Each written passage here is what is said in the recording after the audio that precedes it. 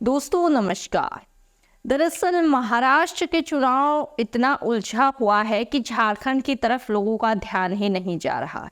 झारखंड की जो है खबर निकल कर आई है कि बीजेपी पार्टी के चुनाव पर बाकारी, हालांकि असम के जो है सीएम है वो, लेकिन झारखंड के स्टार प्रचारक बीजेपी ने उनको बना रखा है, हेमंत बिस्वा शर्मा।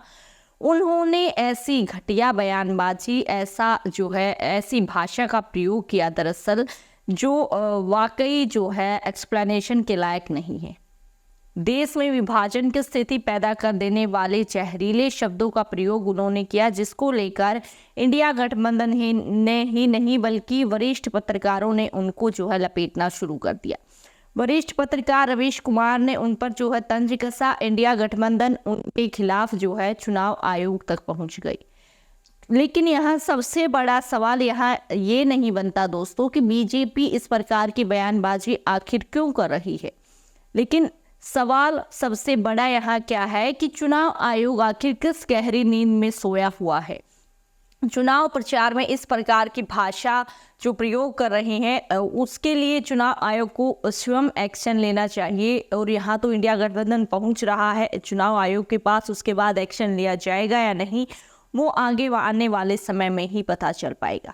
पूरी खबर आपको विस्तार से बताएंगे किस प्रकार से हेमंत बिस्वा शर्मा ने जो है क्या कुछ कहा, उसके बाद जो है रवीश कुमार की क्या प्रतिक्रिया थी, इंडिया गठबंधन ने इस पर क्या एक्शन लिया है, सारी चीज़ें आपको विस्तार से हम वीडियो में बताएंगे। तो आप आराम से बैठिए, एंड तक वीडियो को देखिए और समझिए किस प्रकार की जहरीली चुनावी जो है राजनीति आज हमारे देश में हो गई है, जिस पर चुनाव आयोग ने पूरे तरीके से चुप्पी साध रखी है। सबसे पहले जो है आप हेडलाइन स्क्रीन पर देख सकते हैं। हिमंता के खिलाफ चुनाव आयोग पहुंचा इंडिया गठबंधन, इस बयान को लेकर की कार्रवाई की मांग। हेमंत बिस्वा शर्मा के एक बयान को विभाजनकारी और नफरत से भरा हुआ बताते हुए इंडिया ब्लॉक के नेताओं ने उनके खिलाफ तत्काल और सख्त कार्यवाही की मांग की है। जी हाँ, यानी कि सामाजिक रूप से विभाजनकारी भाषण आप चुनाव प्रचार में नहीं दे सकते और इसका जो है देखरेख का काम चुनाव आयोग का है। लेकिन ना जाने क्यों ऐसा जो है देखने को मिल रहा है कि चुनाव आयोग अपने काम को लेकर शायद सतर्क नहीं है, या इस प्रकार की छूट जो है बीजेपी को क्यों दी जा रही है। इसको लेकर जो है तमाम मुद्दे इंडिया गठबंधन ने सामने रखे हैं। इसी के साथ मैंने आपको बताया रवीश कुमार ने भी इस पर जो है अपनी प्रतिक्रिया दी है और सवाल जो है चुनाव आयोग के लिए खड़े कर दिए हैं। लेकिन उन सबसे पहले एक बार हम मामला समझते हैं और हेमंत बिस्वा शर्मा के खिलाफ इंडिया गठबंधन ने क्या कहा है एक बार जान लेते हैं। देख सकते हैं खबर आप स्क्रीन पर। अपने भाषण में हिमंता ने कथित तौर पर कहा था कि वे एक ही पार्टी को वोट देते हैं, लेकिन हम आधा इधर और आधा उधर वोट करते हैं।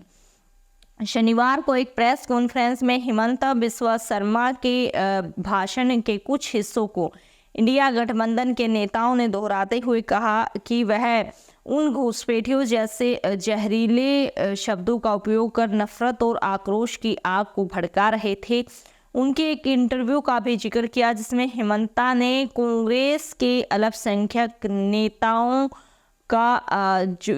को कहा कि निशाने पर लिया। इंडिया गठबंधन ने कहा कि अगर चुनाव अगले 24 घंटों में चुनाव आयोग कार्रवाई नहीं करता तो अदालत का रुख जो है वो करेंगे। जी हाँ, इंडिया गठबंधन ने कह दिया है कि चुनाव आयोग को इस पर जो है स्वयं एक्शन लेना चाहिए था, लेकिन अगर चुनाव आयोग ऐसा नहीं करता है तो वो अदालत का रुख करेंगे, ऐसे विभाजनकारी भाषण को लेकर।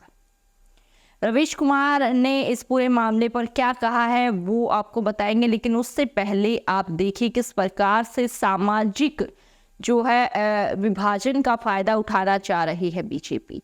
देख सकते हैं खबर स्क्रीन पर।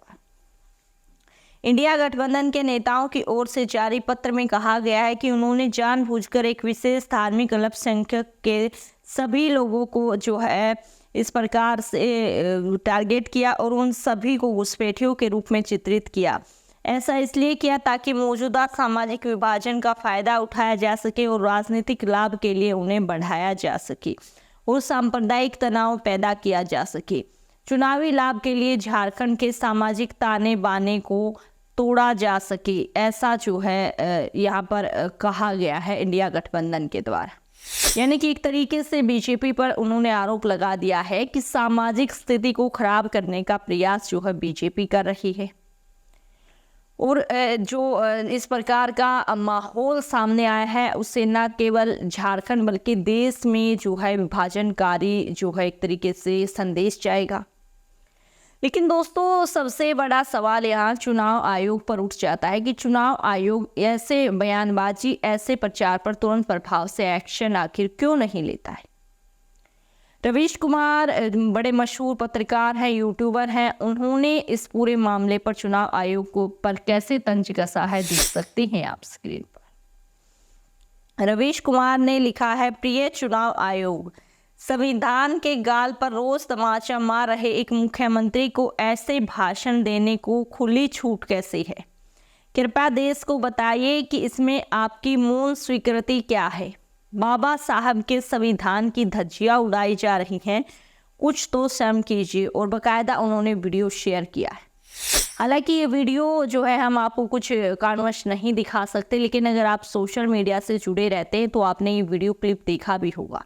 ज़बरदस्त तरीके से शेयर किया जा रहा है जो है किस प्रकार से बीजेपी जो है सामाजिक विभाजन करके एक तरीके से उसका फ़ायदा उठाना चाह रही है चुनाव में, जो कि नियमों के बिल्कुल खिलाफ है। और चुनाव आयोग को इस पर तुरंत प्रभाव से एक्शन लेना चाहिए। इंडिया गठबंधन ने क्लियर कर दिया है कि अगर चुनाव आयोग जल्दी ही इस मामले पर एक्शन नहीं लेता है तो तुरंत प्रभाव से अदालत का रुख भी किया जाएगा। दोस्तों जो राजनीतिक पार्टियां हैं वो अपने अपने फ़ायदे के लिए चुनाव प्रचार अपने ढंग से करती हैं, लेकिन नियमों का उल्लंघन करने का अधिकार ना तो सत्ताधारी पार्टी को दिया जाता है ना विपक्ष को, किसी को नहीं होता। चुनाव आयोग की देखरेख में ही सारी चीज़ें होते हैं। और एक तरीके से हम कह सकते हैं कि जो चुनाव के दौरान होती है उन सब के लिए चीज़ों के लिए जिम्मेदार भी चुनाव आयोग को ही माना जाता है। इस प्रकार की बयानबाजी पर एक्शन लेने का काम भी चुनाव आयोग का, लेकिन चुनाव आयोग आखिर क्यों इस पर चुप्पी साधे हुआ है, ये बहुत बड़ा सवाल बनकर उभर रहा है। तो ये थी पूरी रिपोर्ट, हमने आपको बता दिया किस प्रकार से क्या मामला है और चुनाव आयोग अभी तक फिलहाल चुप है। तो इस पूरे मामले पर आपकी क्या राय है, क्या प्रतिक्रिया है, हमारे साथ कमेंट बॉक्स में आप ज़रूर शेयर कीजिए, क्योंकि आपकी राय हमारे लिए काफ़ी ज़्यादा महत्वपूर्ण रहती है। अगर आपको हमारी आज़ाद पत्रकारिता, हमारी वीडियोस पसंद आती हैं तो हमारे चैनल को सब्सक्राइब करें, वीडियो को शेयर करें, ताकि सभी राजनीतिक व देश भर की खबरें आप तक जो है ज़्यादा से ज़्यादा हम जल्दी पहुंचा सकें। फिर मिलते हैं एक नई अपडेट के साथ, तब तक के लिए सभी को जय हिंद, जय भारत।